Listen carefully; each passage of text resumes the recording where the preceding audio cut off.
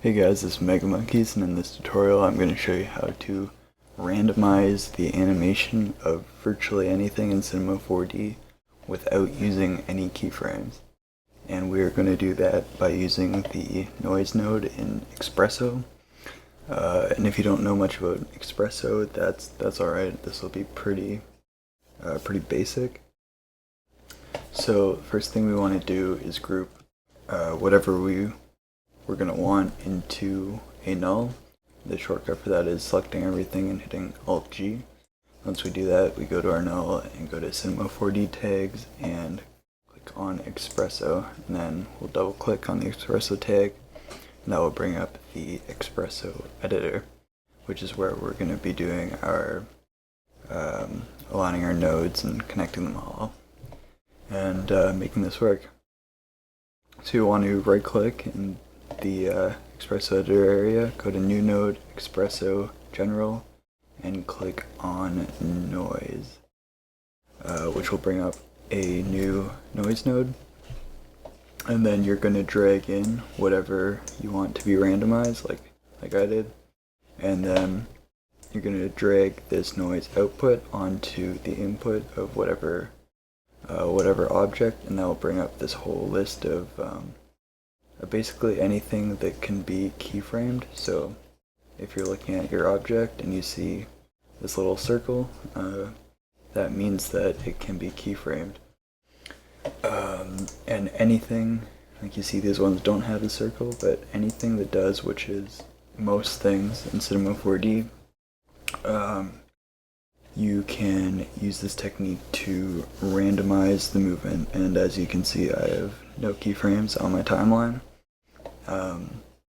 And so right now what I have is this noise feeding as an output into the input of my light's intensity. So I went here, I went to,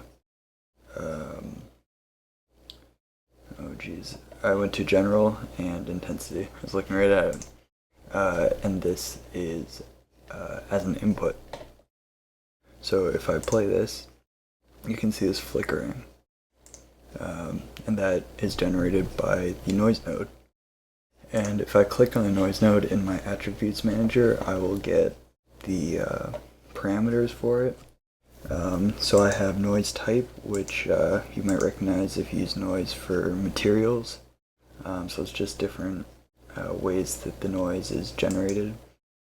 Positive only, that determine here. It'd be easier if I show you basically what noise is. It's this procedural image that's generated by Cinema 4D. And so you have these different, I think it's basically the formulas that make the noise, and you can see there's all these different, they look very different and it will give you very different results.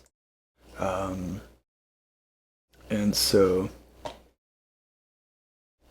that is what the noise type is. And positive only, I think you'll see there's white and black. Basically, if you have positive only, it'll only be above 50% gray, so it won't it won't output as a negative number. It'll only be a positive integer. So if we turn this off and play, you can see there's a lot of points where it's completely black, and that's because if we go to the light, you see it's a negative value for the intensity, so it's not emitting any light. And if we want a flickering light, it wouldn't really be like that. It would be kind of flickering on, and at the lowest would be 0, and then we'll get up to whatever it gets to. You see you can't change it because the noise is what's affecting that. And we have the scale, and that's not how high or low the value will go. It's the scale of the noise image. So we can do pretty much the same thing in the material by changing the global scale, and so you can see that changes the magnification of the image. So if you see that if it's at a very low percentage, then it's super small and grainy, And then if we bring it up above 100%, it's it's much I don't know, the changes are much more they take longer. Can't think of the word right now. So that means that the changes will be more sudden if the scale is lower, and if they're taller, they'll be more smooth, I guess I'll say. And then the frequency is how often that that will change. So you see the flickering is fairly common now. If I bring it up to 50, it will be nuts, going super fast. If I bring it down to 0.5, yeah, that's actually a good point, that you can make it a decimal. It doesn't have to be an integer, and it's hardly changing at all. So I found 5 to be good. The default for these is 1, by the way, for all of them, and positive only will be turned off. And amplitude is what you might have thought scale was. It's how high or low it goes, and this will depend for any situation. So you see, if I got this and then turn it off, it'll be much less noticeable, and it'll be at a lower brightness. If we bring it up to 100, it's all blown out. Bring it down to 50. No, we still can't see any change. That's probably why I put it on 5 in the first place. Okay, so there we go with that. And I also wanted to show you that you can use one noise output as another input. So if I put that into the position, I went to coordinates, position, then our light will move like so, but you can see that it's not moving very much. So we could make a new noise node, or we could also put in a math node, and we'll just hook this up like so, and then we'll want to make sure that it's set to multiply, or if it's too great, then you could set it to divide, and then input to what we want to multiply or divide it by. So I set 25, because I want there to be more movement in the position, but I want to leave the intensity as it was, because that's what I set it up for. And so now you see much more movement. If we were to put it at something lower, then the movement would be more subtle still. Okay, now we'll get into a bit more fun stuff. I don't know how long this video's been going, whoops. But I'll try not to make this too long. I kind of tend to ramble in these videos. I've also got, turn off this cube, I have a sweep NURBS that's sweeping a circle spline along a helix. And so let's play that, see what it looks like. Okay, so again, no keyframes. We have the animation of the helix end angle, which is what's making it turn, spin, twist, whatever, and also the circle radius, so how thick this object is. So how I did that was I made a new noise node, and I set it up for the helix end angle, and then I also wanted to use the same node for the circle to keep things kind of similar.